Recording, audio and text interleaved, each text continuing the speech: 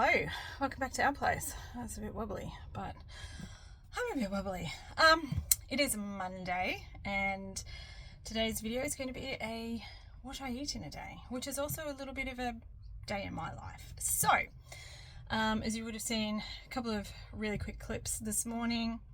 We like to start every day where we can with a bit of a walk. Today was a bit of a walk run, so walk for a bit, very slowly jog for a little bit. I'm not a runner, I don't do it fast, but yeah, we try to get out every morning, go for a bit of a walk. I much prefer to go trails, so I really like hiking and stuff like that. If we can do that, that's what I prefer to do. If we're in a town somewhere, we just hook a couple of blocks and stick to the footpaths. It is what it is, but we do try to get out and do a walk every day. I try to hit 10,000 steps every day, and I try to get that done as early as I can in the morning. And then trying to do a little bit of resistance training these days, which is something that I've been trying to do a lot more of this year, trying to be a lot more consistent. I am getting older. Sadly, I am closer to 50 than what I am to 40 these days. So really trying to just be a little bit more intentional about making sure that I'm doing some resistance training and working those muscles, because it's one of those things, particularly as you get older, either use it or lose it. So I'm trying to use it. So I am not going to show you my workouts because this is not a fitness channel, and also I am not the person who should be demonstrating how to correctly do exercises. So we're not going to see that. But just know I did an arms workout today, so my arms are a bit jelly, and yes, they're still a little bit floppy, but it is what it is. I just turned 47, so just trying to keep this old girl moving. All right, so workout is done, walk is done. I try to start every day with a greens juice. So I'm not particularly fussed about thinking there's any kind of magical ingredients or anything in here. I don't have a particular favorite one. I usually just work through what's on special, because the reason why I do this is I'm not very good at drinking water. I drink flavored water, and I figure that something like a greens juice, although it might not be specifically beneficial, I don't think it's necessarily bad for you. I feel like this is better than having cordial. That's pretty much my rationale. So if I have this first thing in the morning, I'm guaranteed to drink 500 mils of water, which for me is a big deal. I try to drink 1.5 liters every day, and I struggle with that because I don't like plain water. But if I do this, sometimes I'll do a protein water, which again, I'm not doing it because of the protein. I'm doing it because it's getting fluid into me. I will also do things like I will put fruit in my water, fruit infused water, lemons and limes and things like that, just try and cut the taste of the water.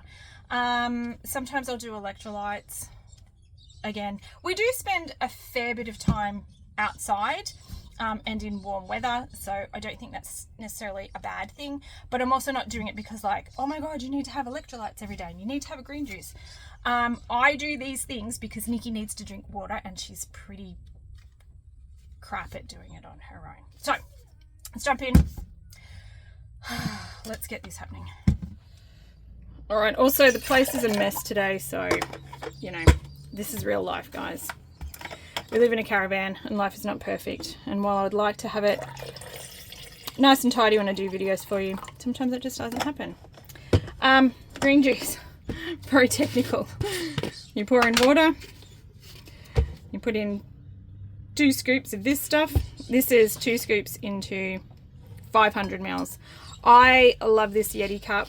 Again, Yeti's not cheap, but this keeps the water cold. And again, I do better if it's cold water. I mean, this is really just about hydration. This is just about making sure that I drink 1.5 liters of water. So, and this little gadget is just a milk frother from Kmart. It was like $2. Runs off AAA batteries or something like that. Pretty pretty simple. But I use this for my green juice. I also use it if I'm going to do a protein shake or a protein water and stuff like that.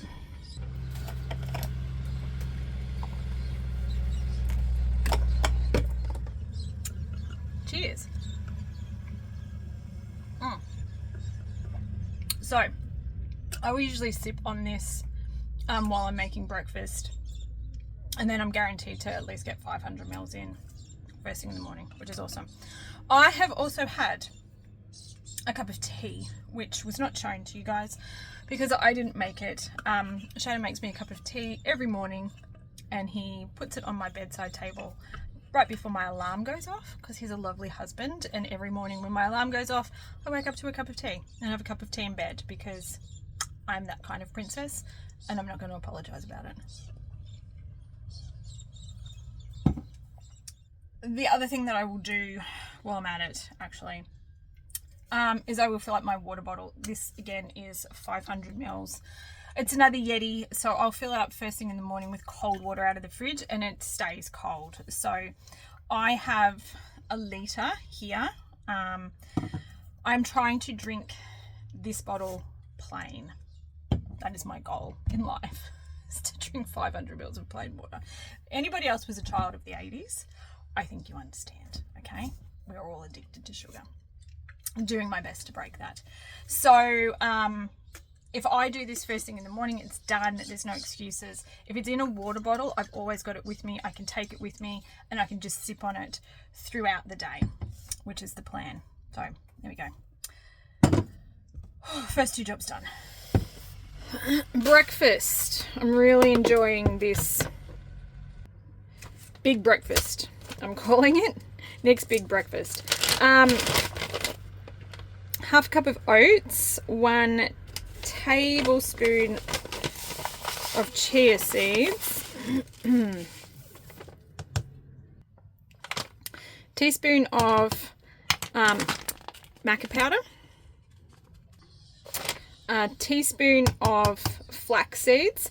I grind up a small amount and then just put them in a container or an old bag and keep them in the freezer. So I've got a packet of the seeds, and then I just grind up small amounts and keep them in the freezer and keep them fresh, and then they're ready to go. And I'm also going to throw in a teaspoon of hemp seeds as well.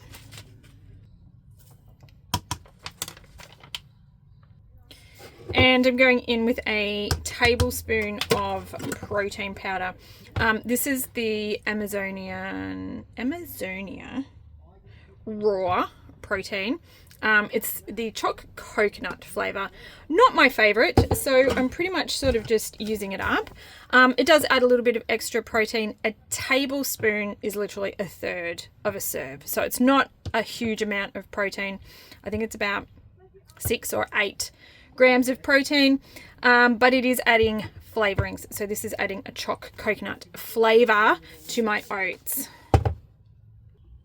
If you didn't want to do that, you could probably just add in a little bit of cocoa powder, which is often what I do as well. And then yeah, you can add a little bit of sweetener if you don't want to do the protein powder, because this has actually got heaps of protein in it. Oats have got protein in it.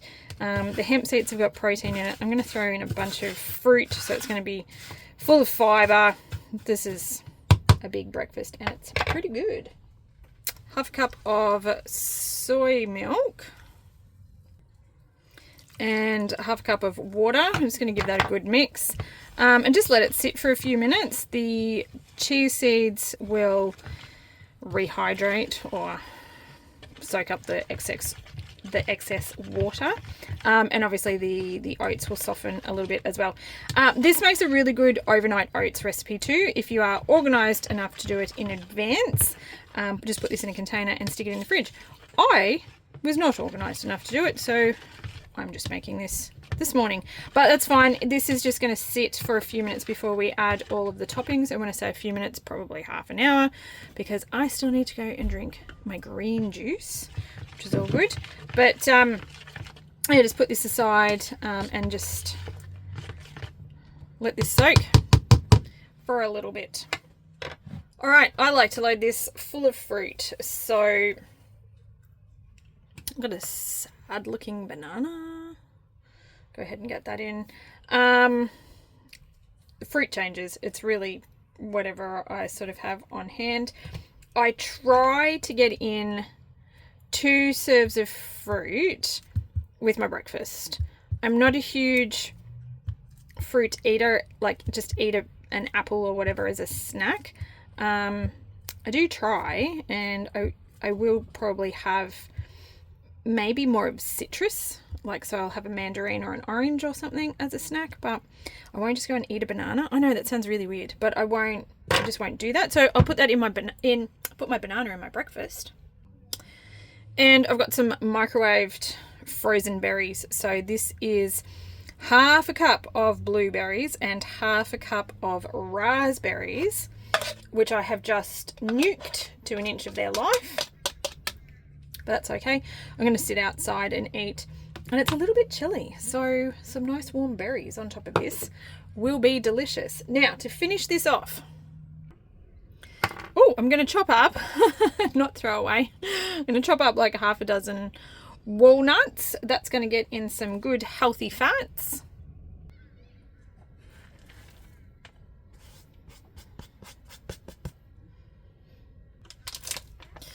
And I'm just going to eat a Brazil nut. So the Brazil nut is good for selenium. I'm also going to have a multivitamin, which will have all the extra stuff in it as well. But this, we've got carbs, we've got protein. There is protein in the oats. There's obviously protein in the protein powder. There is protein in this soy milk. There is protein in the hemp seeds. We've got heaps of omega-3s in the chia seeds, the flaxseed, the walnuts. We've got fruit. We've got 2 serves of fruit, and we've got our bananas. We've got our berries. Berries are full of all sorts of awesome things because of their pretty colors. Wow, I think we've covered everything. We've pretty much covered all the food groups in this little bowl here. So that is awesome. I'm going to munch on this. And then that is my breakfast ready to go.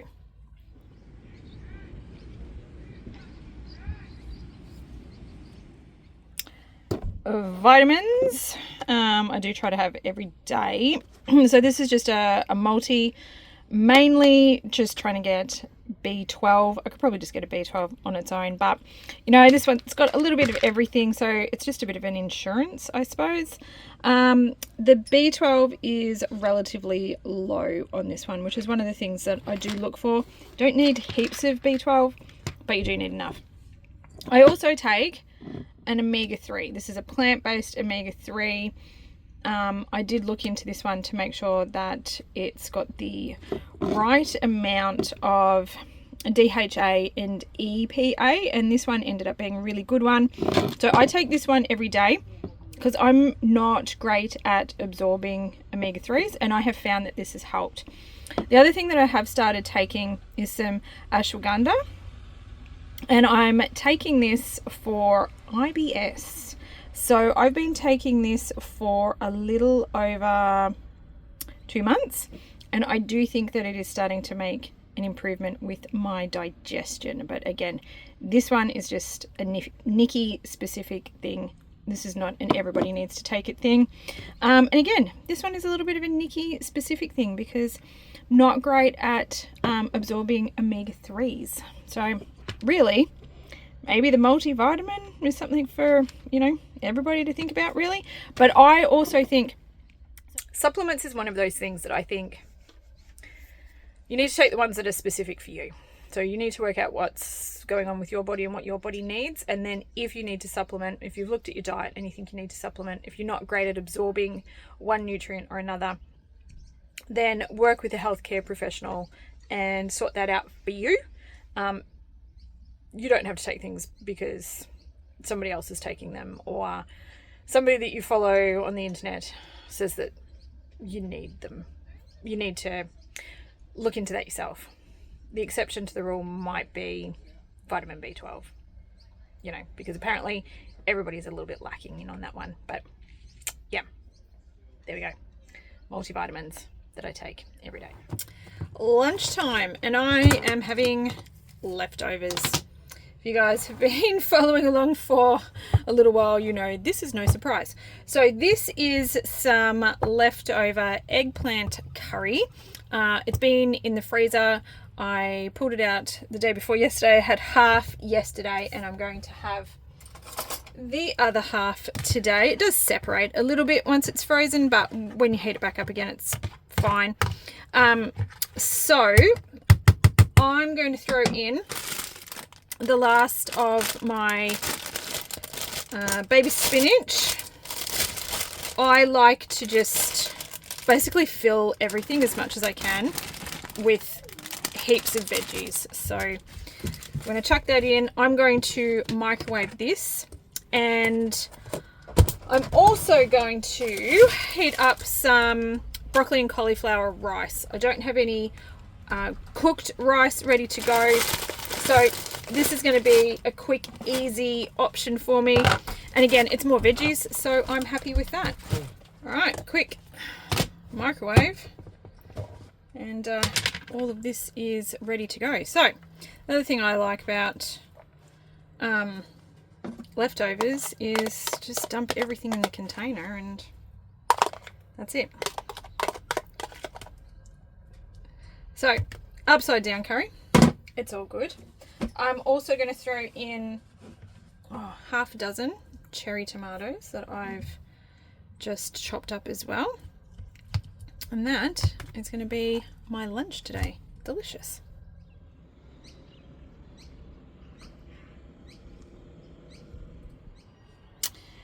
It's about 3:30 in the afternoon, and I'm a little bit snacky, so I'm going to have a mandarin and about a tablespoonful of mixed nuts.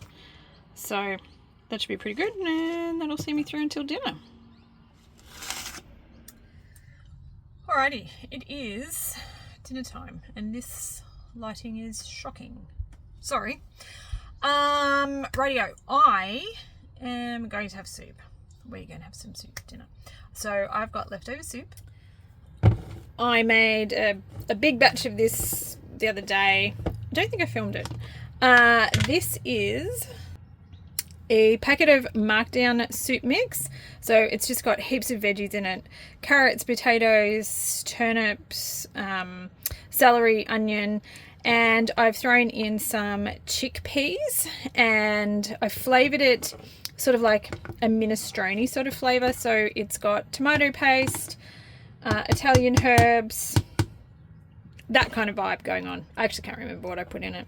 So we are going to finish this off for dinner tonight, but I don't have anything else to go with it. So we are going to have a go at making a type of flatbread. I've seen the recipe online. I haven't tried it yet. This is a bit experimental. It is a 2-ingredient flatbread that uses silken tofu instead of yogurt. So ordinarily, when I'm experimenting with things, I don't normally sort of show you guys. I'll usually try it first, and this could be a complete flop. It will be with gluten-free flour, which the recipe that I saw just used regular flour.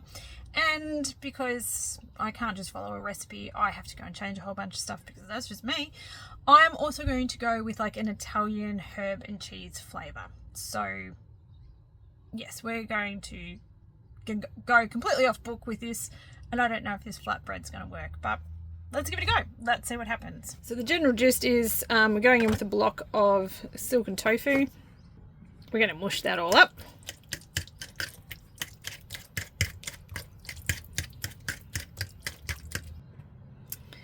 And we're going to go in with 3 cups of self-raising flour. Now, I don't know that I've got 3 cups of self-raising flour, so I think we're going to do a mix of self-raising and plain, and I'll add some extra baking powder. Oh, just realised you guys can't actually really see what I'm doing over here. Sorry about that.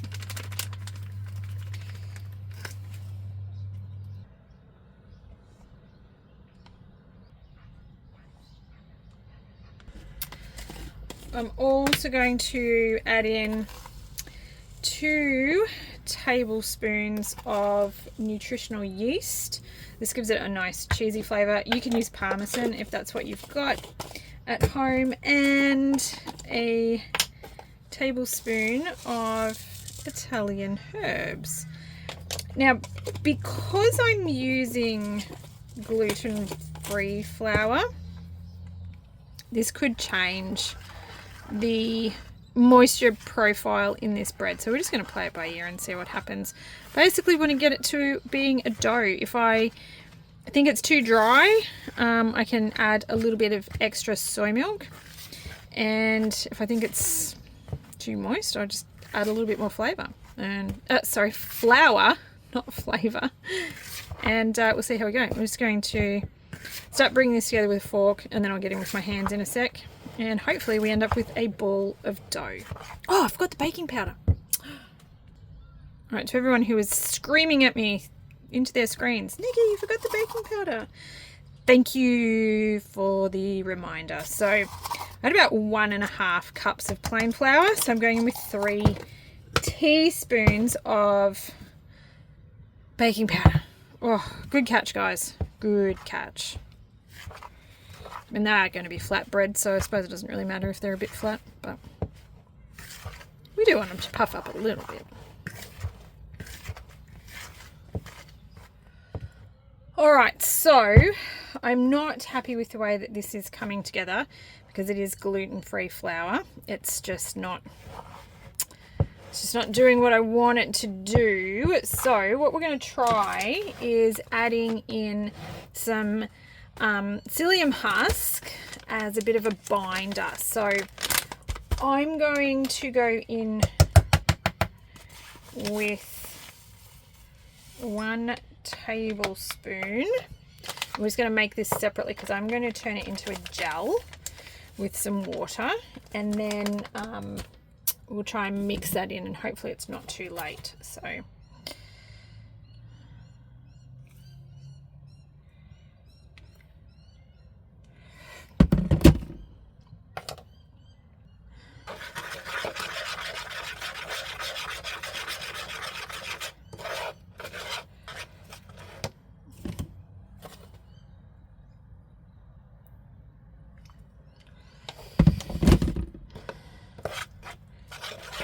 this one might be a bit of a fail, guys. It might not work.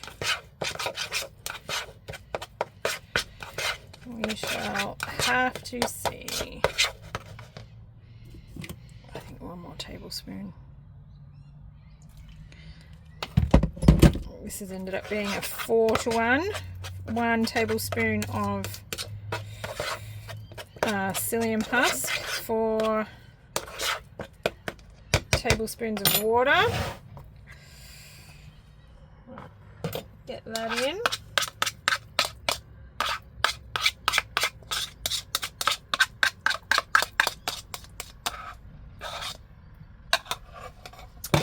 See if we can't salvage it. Now, the difficulty is coming from this being gluten-free flour, not from the silken tofu, if you're wondering. So, I don't know. We will just keep experimenting and see what we can make work. At least we know the soup's okay. Alright, so this is actually starting to come together in a ball, it was not doing this before. So, we are getting somewhere. I think if you want to do this as a gluten-free version, then definitely need to look at putting in some kind of binder to get it to come together. Oh, another good arm workout for today. Whew. Oh, all right, look at that, guys. We got a ball. It's not the perfect dough, partly because the psyllium husk isn't really distributed perfectly well through this, but it's gonna work for today, and that's what we're all about. So this is holding up nicely. I'm going to shape this.